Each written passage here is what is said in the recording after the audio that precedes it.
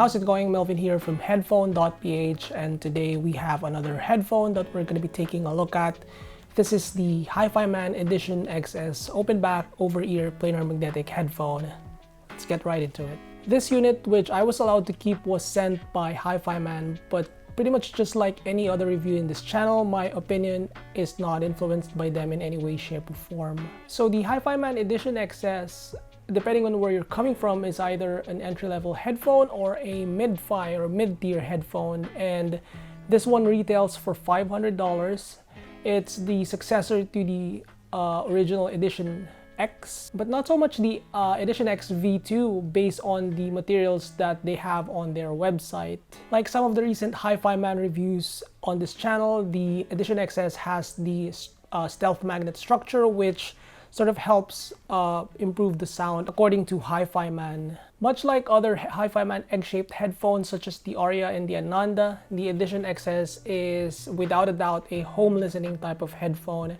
Interestingly, it's not touted as an efficient headphone like the original Edition X and the Edition X V2, and trying to run it off a portable player, it definitely is not meant to be played there.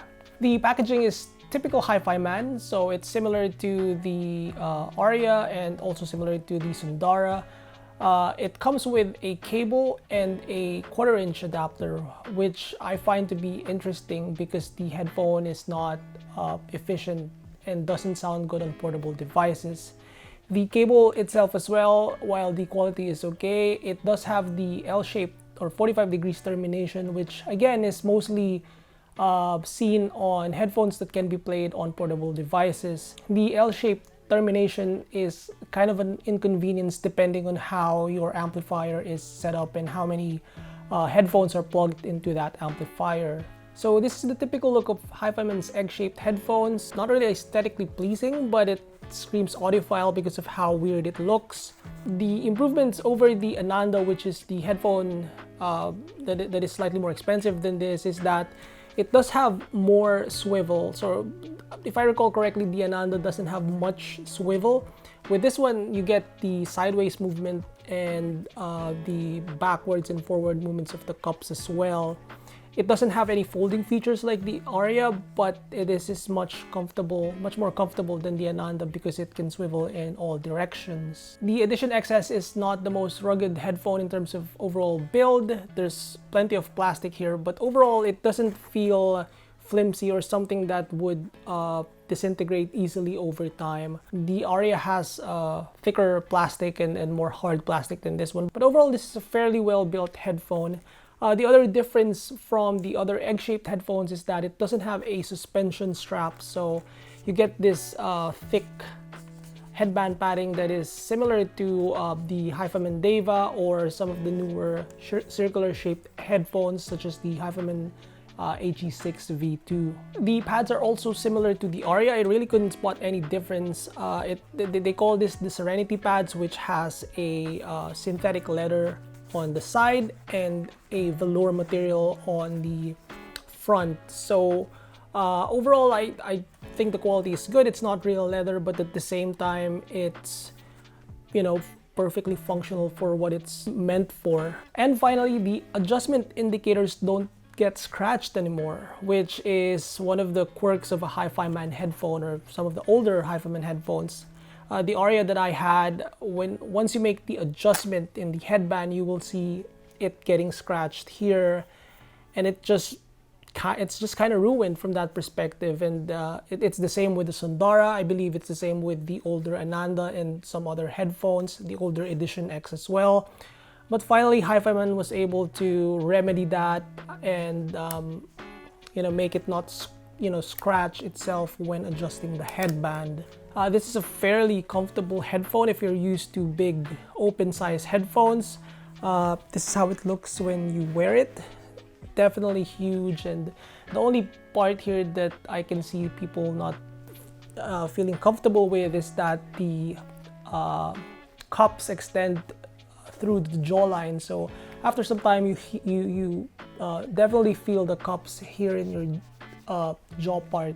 Prior to reviewing the Edition XS, I was mostly trying out wireless noise cancelling headphones, which are definitely lighter and has better form factor than this one.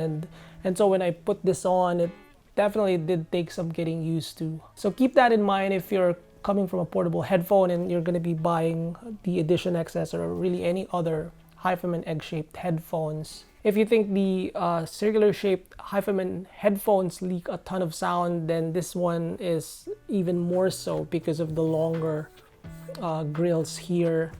You also don't get any isolation. It's a very open headphone, and in general, this is what also contributes to the open sound profile of the Hifiman headphones, is that the tall cups sort of gives that nice like depth to the music presentation. Hifiman headphones is the most reviewed headphones in this channel, so whenever I get a pair, I already have an expectation or knowledge of their house sound or how the headphone is gonna sound. Neutral-ish with big stage, some middle and upper mids recession, some brightness here and there, and an overall soft presentation. So the tonal balance of the Edition XS is just like how I expected it to be. It's a neutral bright headphone similar to the Aria, but I think it's less brighter if you have modest amplification. Starting off with the bass, it's got a decent extension with no accentuation in the sub-bass area. There's a little bleed to the lower mids compared to the Aria V2 that I reviewed a year ago. And it's overall a little warm, but still not as warm as what I would call warm headphones, again, such as the Focal Clear or the Sennheiser HD6 XX line. Mid-range is again very similar to the Aria V2. It's got a linear mids and a recession in the middle upper mids area, which gives that, you know, sort of distance to the vocals, the female vocals, as well as the other instruments that token these frequencies. The treble is a little elevated and kind of hot on some parts of the low, mid, and upper treble, and still has that above 10 kilohertz shimmer effect that is also present on the Aria. Interestingly, it doesn't have that same treble coarseness that I got with the Aria V2 when plugging it with modest amplification. I did try this out with the mono-priced HX887, and it didn't have that coarseness that I remembered the Aria V2 having with that setup. It's definitely brighter than the Sundara or the Deva/Deva Pro, but it's not the drilling holes on your head type of bright because of the location of the accentuated parts in the treble frequencies. Soundstage and imaging, again, very similar to the Aria V2. I think the Aria has better like separation of instruments and busy passages, but quite frankly, I won't confidently say that I can do a blind test and guess the correct answer every time. The Edition XS is quite good in detail capability for the price. I thought it was fairly snappy because of the tonal contour. It's good for fast music, and I don't feel the extra brightness or energy obscure its ability to portray detail. In terms of efficiency, the Edition XS is not efficient at all, unlike its older brothers, the Edition X and the Edition X V2. Full volume on my Samsung S10 is not enough, not to mention the sound is distorted and shrill. Quite a bit better from the G8, which has a quad DAC, but still not acceptable for the price that you're paying. On the THX887, it did sound good. It's still a little bright or hot for my liking, but again, not as coarse as the Aria V2 on this setup from what I can remember. The timbre is not as plasticky or coarse, and I overall think the sound is passable with this setup. On the higher-end Luxman P1U amplifier, the sound improvements are marginal. I'd say better dynamics on lower volumes, a slightly more engaging sound, and a more rounded treble frequency. I thought it still retained most of its tonal balance characteristics. It still has that shimmery effect. It's still a little U-shaped because of the recession in the upper mids. And really, it's not that big of a leap compared to, say, the Hifiman Aria V2 using the Ragnarok power amplifier from Schiit. I wished I had that same amplifier to try this one because I thought the pairing of the Aria V2 and the Ragnarok V1 was really great. In terms of EQ, I did add a bit of sub-bass and reduced some of the air frequencies, and I really didn't spot anything or any oddity with the sound after EQing it. Again, you can be as specific as you want with how you EQ the headphone, but for me personally, I'm a big believer that you don't really need that much to improve the sound of the headphone. Overall, the sound signature takes getting used to, much like the Aria V2.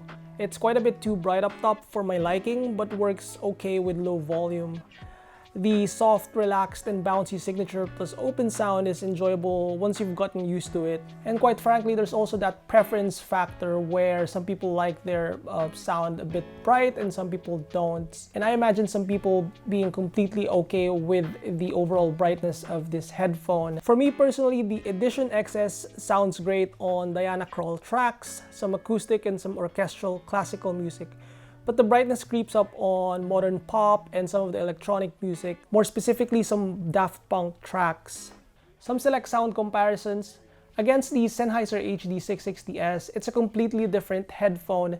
The HD660S is a more intimate sounding headphone with a warmer sound, smoother mids and treble, and a hair fuller bass because of the accentuation around the mid-bass area.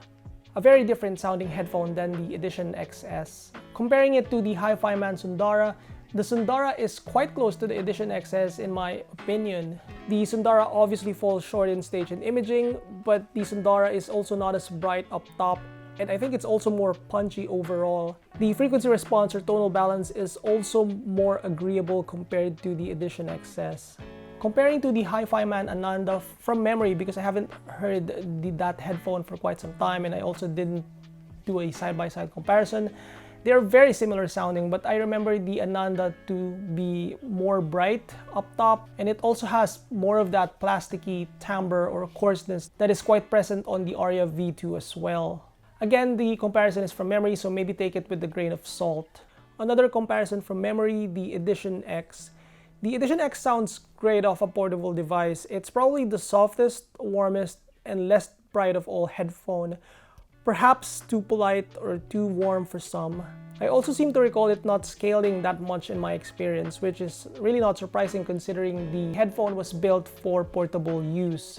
And finally, against the Aria V2, which is 3 times the price of the Edition XS, I think it's equally as hard to drive, but when driven properly, it sounds much cleaner in the mids and treble than the XS.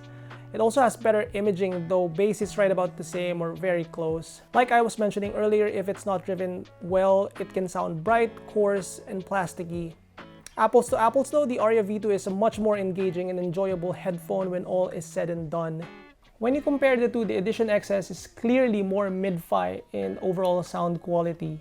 So as a $500 headphone, the Edition XS from Hifiman gives you a taste of the higher-end egg-shaped headphones. Its strongest suit would still be its overall sound staging and imaging and how open the headphone sounds because of the tall cups. In terms of value, I would say the Sundara is still pretty hard to beat. It's 95% of what the Edition XS is while bringing its own set of strengths. The Edition XS's biggest appeal in my opinion is if you have the willingness to upgrade from an entry-level Hifiman headphone. So if you're happy with the Sundara, I'd probably keep it. The Edition XS for me is a better value than the Ananda because of the better sound and the upgraded technology in the driver with the stealth magnet and better overall ergonomics.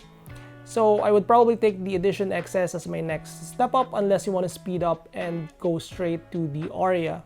Now, if you're not strictly looking at a Hifiman headphone or not set at the strengths of a Hifiman headphone, I think the Sennheiser HD660S is a fairly good value, or really any other HD6XX line.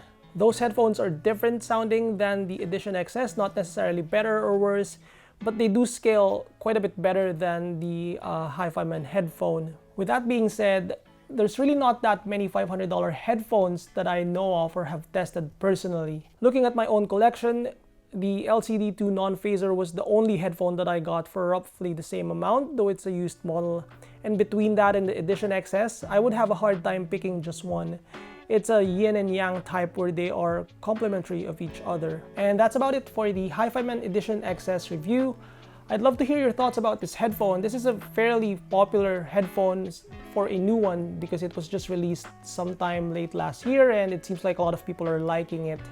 Sound off in the comment section below. Thumbs up the video if you like it. Subscribe for more headphone.ph video reviews, and visit headphone.ph for the text version of this review. I'll see you guys next time.